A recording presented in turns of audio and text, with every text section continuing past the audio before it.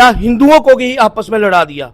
अब हिंदू राष्ट्र की बात करते हैं एक साइड, अब क्यों नहीं ये कानून निकालते हो, अब क्यों नहीं ये प्रावधान निकालते हो कि हिंदुओं में अगर सारा आरक्षण खत्म करके सबको एक हिंदू नारे के नीचे, एक हिंदू संस्था के नीचे लाया जाए। यही कमेंट चल रही है कि upper caste versus OBC, ST और एससी हो गया है। मैं ये कहना चाहूंगा कि ये कि आपस में भाईचारा जो है वो सबसे बड़ा है। और मैं ये कहना चाहूंगा कि भगवान ने हमें सिर्फ इंसान बना के इस धरती पे भेजा है, और ये जो धर्म है ये बनाने वाला इंसान ही है। और आज इंसान अपनी फायदे के लिए हम लोगों के बीच में जो दरार का काम। नमस्कार, आप देख रहे हैं द ग्लोबल न्यूज़ और मैं हूं अनिल। इस समय हम आपको बता दें कि यूजीसी बिल को लेकर काफ़ी विरोध हो रहा है। कुछ लोग जो है इसका विरोध कर रहे हैं और कुछ लोग जो है इसका समर्थन कर रहे हैं। लेकिन फ़िलहाल हमारे साथ बातचीत करने के लिए मौजूद हैं नेशनल कॉन्फ्रेंस के युवा नेता हैं आकाश जी। आकाश जी, क्या कहेंगे आप? आज मीडिया के सामने आए, क्या कुछ कहेंगे? देखिए अनिल जी, सबसे पहले तो मैं आपका मीडिया का बड़ा बड़ा धन्यवाद करूंगा। और जहाँ तक बात है इस बिल की, तो मैं बताना चाहूँगा आपको कि पहले ये यूजीसी ये बिल है क्या।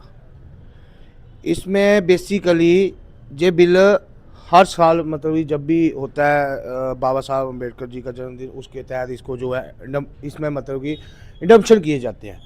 तो एक्चुअली क्या है कि इस बिल में इस बार जो अपर कास्ट के लोग हैं, और उनका कहना ये है कि इस बिल में जो प्रावधान है वो अपर कास्ट के विपरीत है। मतलब कि अपर कास्ट उसमें स्टैंड ही नहीं करती है, उनका कहना ये है।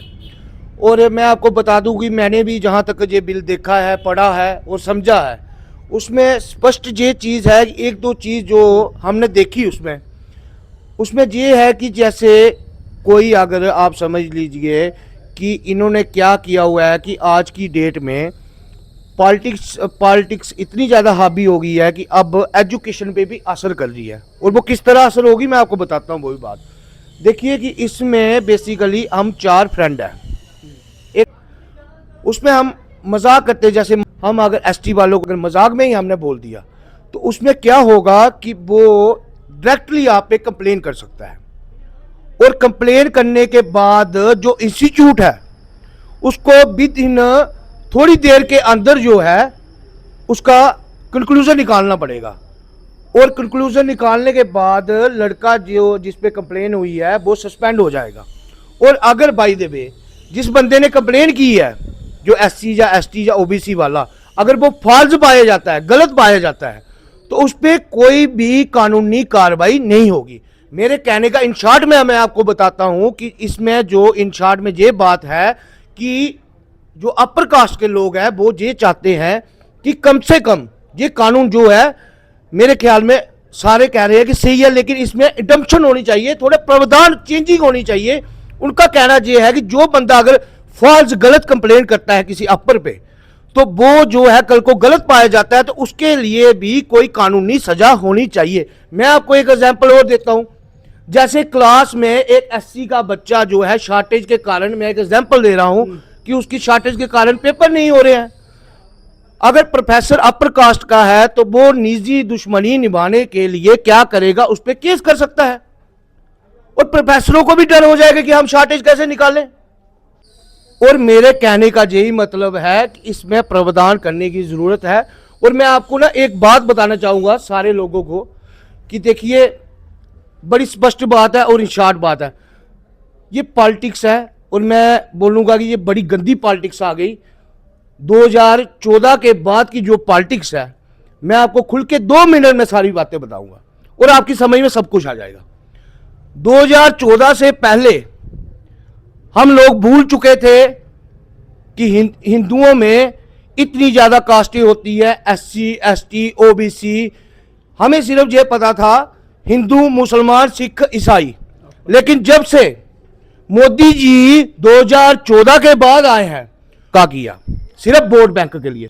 आज आप देखें कि पहले हिंदू मुसलमान के विवाद को लेके जो बीजेपी जो है पॉलिटिक्स करती रही, जब लोगों की समझ में वो बातें आ गई उसके बाद इन्होंने क्या किया, हिंदुओं को भी आपस में लड़ा दिया।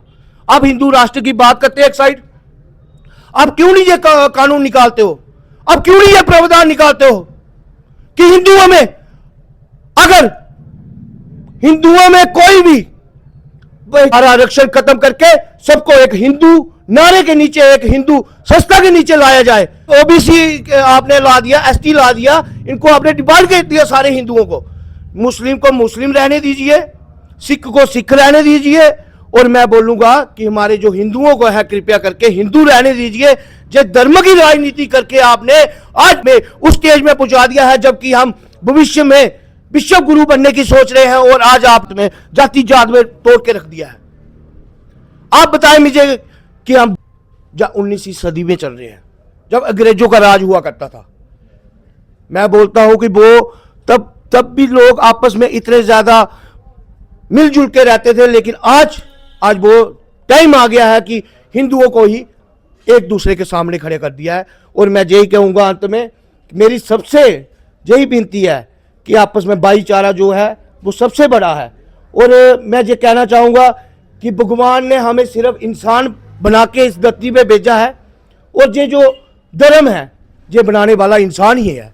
और आज इंसान अपनी फायदे के लिए हम लोगों के बीच में जो दरार का काम कर रहे हैं, मैं यही बोलूंगा कि कृपया वोट की राजनीति बंद करके लोगों के आने वाले भविष्य, लोगों के भाईचारे के बारे में सोचें, और ऐसे कानून ना लाएं जिससे कि आपस में बैर बढ़े। और मैं यही उम्मीद करूंगा कि इसमें जो भी प्रावधान करना पड़े कानून को लोगों में भाईचारा बनाने के लिए, कृपया वो करें। और आपसी जो इस टाइम पे आप देख रहे हो कि हर जगह पे, फेसबुक पे, हर यूट्यूब ऑनलाइन चैनल पे यही कमेंट चल रहे हैं कि upper caste versus OBC, ST और एससी हो गया है। मैं ये कहना चाहूंगा कि ये सारी प्री प्लान्ड है बीजेपी का। जब उन्होंने देखा कि एससी एसटी से काम नहीं चल रहा है, तो उन्होंने ओबीसी को भी साथ में लाके खड़ा कर दिया। और ये आप लोग अच्छे से समझ लीजिए, क्योंकि आने वाला टाइम जो है, अगर बीजेपी हुकूमत में रहती है तो वो दिन दूर नहीं है जब अपना ही घर का बंदा अपने ही घर के बंदे को काटते हुए दिखेगा। बस मैं और ज्यादा नहीं कहूंगा, यही उम्मीद करूंगा ऊपर वाले से भी और हमारी जो सेंटर की हुकूमत है उससे भी, कि इन चीजों को कृपया करके हटाने की कोशिश करे, या इनमें प्रावधान करने की कोशिश करे कि लोगों का जो आपसी भाईचारा है वो कामयाब रहे। जय हिंद, जय भारत। ये थे हमारे साथ नेशनल कॉन्फ्रेंस के युवा नेता आकाश खारका। इन्होंने क्या कुछ कहा, इन्होंने जो है अपने विचार रखे, लेकिन फिलहाल जनता क्या कहती है कमेंट सेक्शन में ज़रूर बताएं।